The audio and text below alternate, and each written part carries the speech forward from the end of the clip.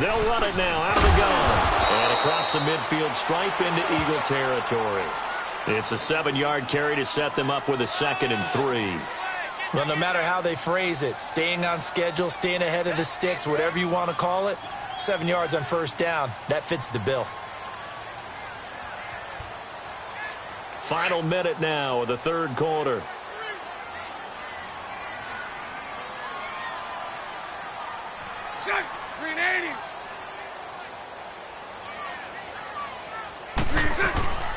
They'll run it now out of the gun. Oh, and now he bowls him over. And this time he's able to take it down to the 42. They get 5 out of that one, and it moves the chains. Tough first half for him, unable to put up the numbers he's used to producing. But with a guy like him, you and I both know it just takes a couple of explosive touches for him to make an impact on this game and on the stat sheet as well. They'll run it now out of the gun. And nothing doing. He's immediately taken down at the line of scrimmage. Call it no gain on the play, and it'll be 2nd down. Kind of running there at your own risk against that 4-3 and that big line, aren't you? Yeah, and I don't really run it against a good 4-3 team that well because I've got to get those guys on the move a little bit. If you're a static running team, meaning you just want to run it in the middle, you may have some trouble against good defensive tackles. That's what we just saw on that play. No gain. They'll run it now out of the gun. Back now in Jacksonville. And we've got a dandy here. A 1-point game as we begin the fourth.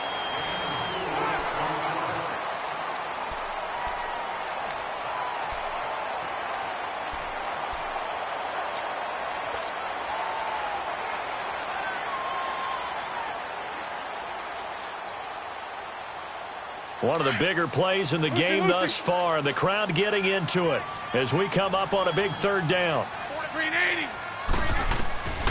Now Bortles, eluding the pressure right.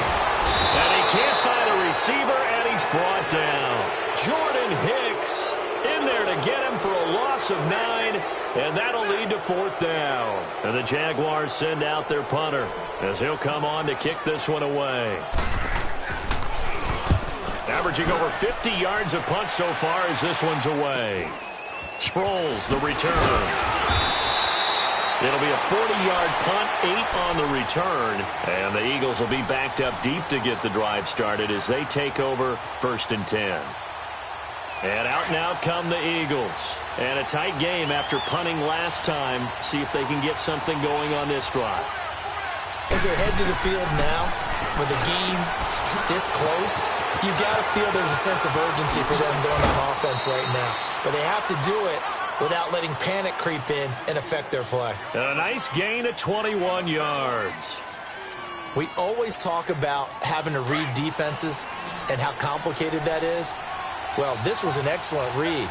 Read the pressure and got rid of the football before it even got to him for a nice game. And when they're blitzing like that, running back usually a good spot to go with the football? Without a doubt, because he's right in your sight line or he's near you. So you're able to just get it to him easily.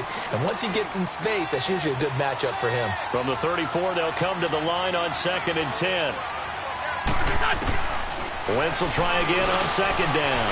He's got Dallas Goedert, his tight end, over the middle. And he'll get it out near the 40 to the 39. That catch good for 5. It's 3rd down. One thing I think that's safe to say defensively, the tackling's been really good. And because of that, it's been very, very hard for them to move the ball because you're not getting the benefits of run after catch. You're tackling them almost on the spot. That means you have to run extra plays, harder to move it.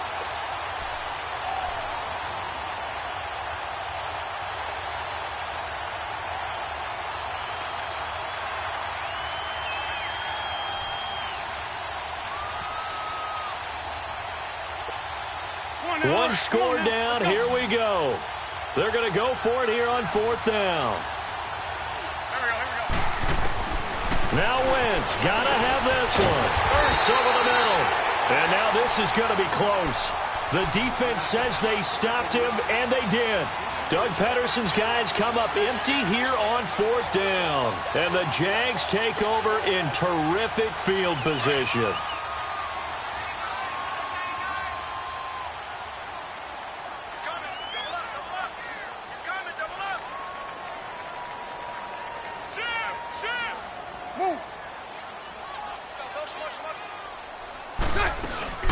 They'll run it now out of the gun. And some room to maneuver.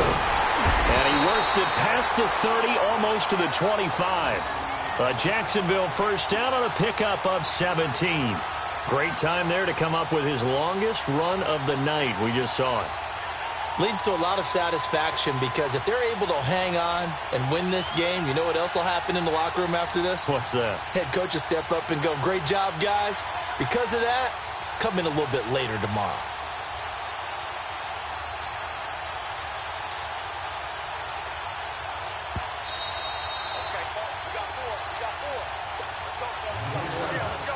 Time for a break. We'll come back for the electrifying conclusion after this. And not totally home free yet, but it's looking good as they come up 1st and 10. They keep it with Fournette on 1st down. Give him 10 yards there, and about by the nose of the football, he's going to have a 1st down. I have to chuckle to myself a little bit, Brandon, because right now I could be in that huddle with that offensive line. I know exactly what they're saying. If you call a pass play here, we're going to call timeout. Run the football. We've got control of this thing. Get him behind us and let's go. Their time to shine.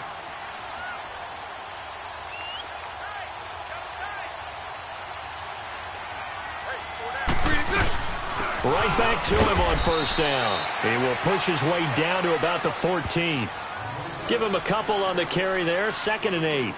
Able to stay in bounds, so the clock keeps rolling. And this defense right now backed up in the red zone. Another touchdown, it's over. They've got to stand tall quickly.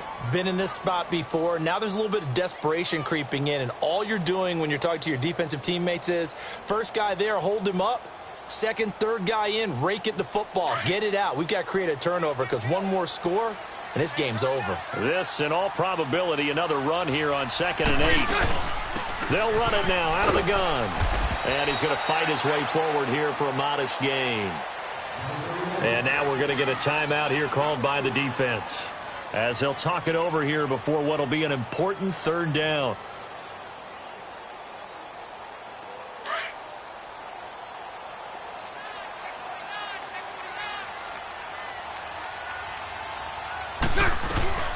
They'll run it now out of the gun.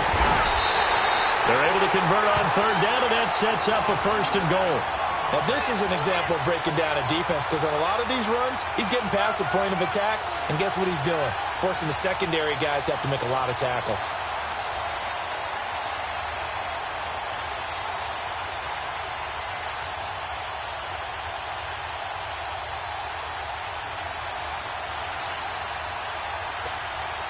It's 1st and goal, and a late touchdown at this stage could officially salt this one away.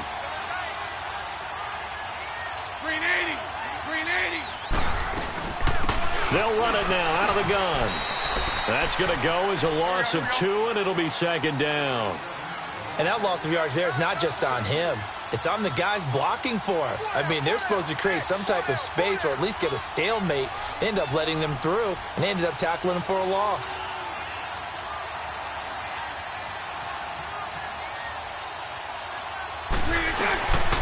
Give it to him up the middle, and he is met quickly in the backfield.